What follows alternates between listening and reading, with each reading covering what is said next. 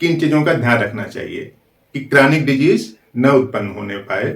Acute convert होगी chronic में, तो ये न उत्पन्न होने पाए उसके लिए हमें यहां पे सचेत रहना पड़ेगा। एक्यूट डिजीज अगर हो जाती है तो उसके बाद किन चीजों का ध्यान रखना चाहिए कि क्रॉनिक डिजीज न उत्पन्न होने पाए एक्यूट डिजीज के बाद। एक्यूट डिजीज यानी ऐसी बीमारियां जो हफ्ते 2 हफ्ते या फिर महीने 2 महीने में खत्म हो जाने वाली हैं, जिनका शार्ट ड्यूरेशन होता है, थोड़े समय में जो खत्म हो जाती है उनको एक्यूट डिजीज। क्रॉनिक डिजीज वो जिसका इम्पैक्ट कई सालों तक चलता रहता है और आदमी झेलता रहता है। तो एक्यूट डिजीज क्रॉनिक में कन्वर्ट होती हैं और कुछ नेचुरली क्रॉनिक होती हैं। तो हम लोग कुछ समझ लें कि अगर एक्यूट डिजीज होती है तो क्या करना चाहिए कि उसका जो इम्पैक्ट है शरीर पर क्रॉनिक डिजीज के फॉर्म में न आए। छोटे इस वीडियो में काम की बात समझ में आने वाली है, धैर्य रखना पड़ेगा, पूरा देखना पड़ेगा। कुछ लोग 2-4 मिनट देखा उसके बाद तुरंत कमेंट बॉक्स में लिख देंगे कि अगर ऐसा हो तो क्या होगा, जबकि उसका आंसर उसी वीडियो में रहता है। तो आप भी थोड़ा धैर्य रखें, समझें बेसिकली बैकग्राउंड क्या है ठीक से यूज करने के लिए। तो देखिए जो एक्यूट डिजीज है, एक्यूट कन्वर्ट होगी क्रॉनिक में, तो ये न उत्पन्न होने पाए उसके लिए हमें यहां पे सचेत रहना पड़ेगा। जब एक्यूट डिजीज उत्पन्न हुई, एग्जाम्पल के लिए यूं समझिए कि जैसे डिलीवरी के बाद अगर महिला को लगभग 1.5 महीने तक यानी 6 हफ्ते तक अगर आराम नहीं दिया गया, कंप्लीट आराम की सिचुएशन में अगर वो महिला नहीं रही, तो बाद में क्या होगा कि जो उसका यूट्रस है वो बल्कि रह जाएगा। कई महिलाओं में ऐसा देखा जाता है। यानी डिलीवरी के बाद 6 हफ्ते तक यानी 1.5 महीने तक रेस्ट जरूरी है। क्यों? क्योंकि जो यूट्रस बढ़ा हुआ था, यानी जब इस तरह से यूट्रस जो बढ़ा हुआ था उसको वापस आना है, तो वापस आने में लगभग 6 हफ्ते लगेंगे। और अगर उसी 6 हफ्ते में वो काम करने लगी, वजन उठाने लगी, खड़े होकर घंटों घंटों तक खाना बनाने लगी या फिर कुछ इस तरह से काम करने लगी, तो संभावना बनती है कि उसका यूट्रस कैसा रहे, बल्कि रहे। अब बल्कि यूट्रस हो गया तो तुरंत वह इफेक्ट आएगा नहीं, साल 2 साल बाद दिक्कतें उत्पन्न होने लगेंगी। उसी तरीके से जैसे टाइफाइड हुआ या फिर कहीं पे सूजन हुई, किसी टाइप की एक्यूट इलनेस हुई, तो उसका इम्पैक्ट शरीर पर पड़ता है। जैसे यूं समझिए कि आपके घर में कोई एक फंक्शन हुआ, तो फंक्शन के लिए आपने ढेर सारी व्यवस्थाएं की, सब कुछ फंक्शन अरेंज हो गया, व्यवस्थित तरीके से फंक्शन एंड हो गया, खत्म हो गया। उसके बाद भी कुछ करना पड़ता है आपको, फंक्शन के खत्म होने के बाद भी कुछ करना पड़ता है। सभी चीजों को व्यवस्थित नॉर्मल तरीके से पहले जैसा करना होता है, साफ सफाई करनी होती है कमरे की और उसमें लगे हुए इंस्ट्रूमेंट्स की। ठीक वही बात इलनेस के लिए भी होती है। अगर कोई बीमारी हुई, जैसे मान लीजिए टाइफाइड हुआ, टाइफाइड को मियादी बुखार बोलते हैं। ये इसका जो कोर्स है वो 4 हफ्ते का है, यानी 2 हफ्ते तक बढ़ेगा, फिर अगले 2 हफ्ते में इसका डिक्लाइन हो जाएगा। इस तरह से टाइफाइड खत्म हुआ, उसके बाद उसका इम्पैक्ट शरीर पर रहता है और उसके बाद हो सकता है उसको भूख लगना बंद हो गई हो, शरीर छोटा बच्चा है तो जो ग्रोथ हो रही थी ग्रोथ रुक गई है, या किसी काम में उसका मन नहीं लग रहा है, तो इस तरह के सिम्टम्स आते हैं टाइफाइड के बाद भी या फिर किसी और बीमारियों के बाद भी। अब यूं समझ लीजिए कि जैसे बोला जाता है ना कि किसी बीमारी की जड़ जो है वो पेट से होती है, लीवर से होती है। यानी पेट लीवर अगर ठीक है तब उसमें बीमारियां उत्पन्न होने की संभावना कम बन जाती है। तो उसके पीछे का बैकग्राउंड क्या रहा होगा?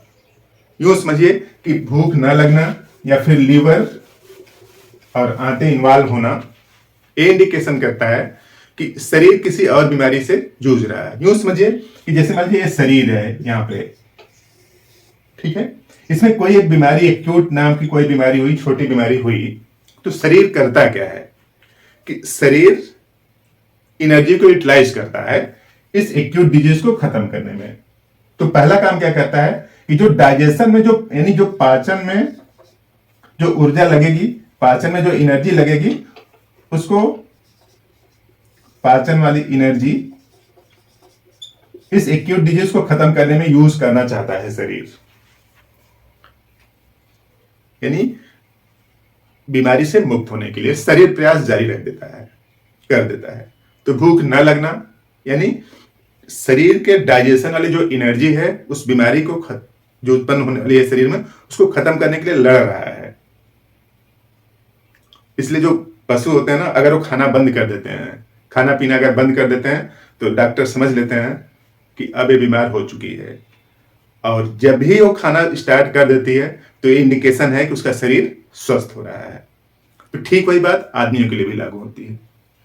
तो यानी ये जो पाचन की जो एनर्जी है एक्यूट डिजीज को खत्म करने में यूज करता है। अब कोई भी बीमारी हो तो पहले भूख कम लगती है, प्यास कम लगने लगती है। इसका मतलब ये हुआ कि शरीर में कुछ डिस्टरबेंस होने वाला है या फिर हो रहा है। तो अब इसको सही बनाए रखना एकदम जरूरी है। और ये इंडिकेशन है कि पाचन अगर ठीक होने लगा तो शरीर बीमारी से मुक्त होने लगी है। तो अब कुछ ना कुछ इंपैक्ट रह जाता है एक्यूट डिजीज का, अगर वो ठीक से बायोलॉजिकल प्रोसेस द्वारा मेंटेन नहीं रहा तो वही बीमारी किसमें कन्वर्ट हो जाएगी? क्रॉनिक में। जो क्रॉनिक इलनेस है कभी वो एक्यूट रहा होगा।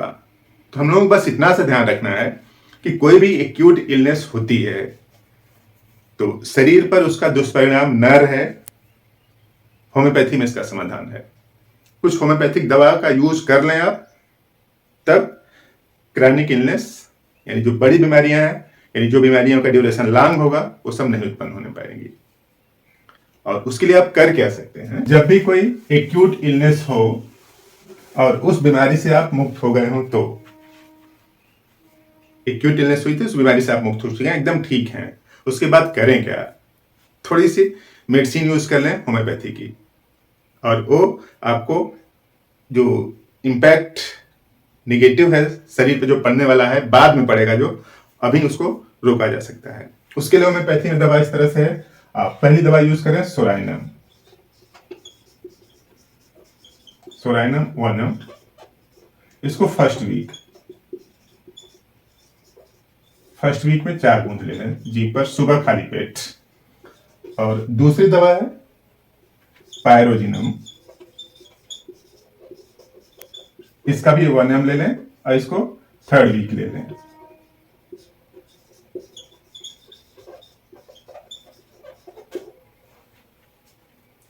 और तीसरी दवा है कार्बोवेज, 30 पावर की दवा, 4 बूंद, इसको डेली लेना है सुबह।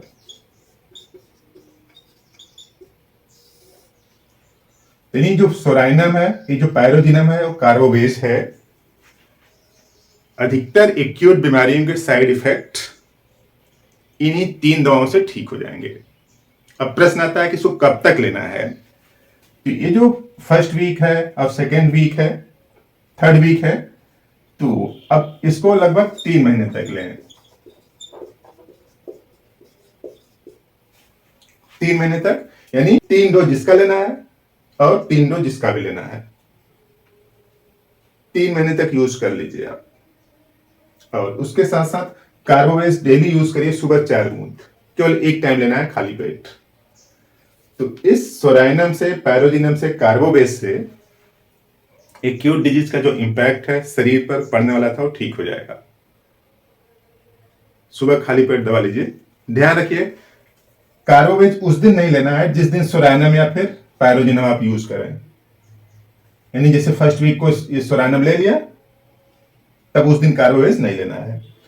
और 3rd वीक को अगर पायरोजिनम ले लिया तो फिर इसको यूज नहीं करना है। यानी यूज समझ लीजिए कि इसको फर्स्ट वीक में रविवार को अगर यूज कर लीजिए, पहले रविवार को यूज कर लिया या तीसरे रविवार को यूज कर लिया,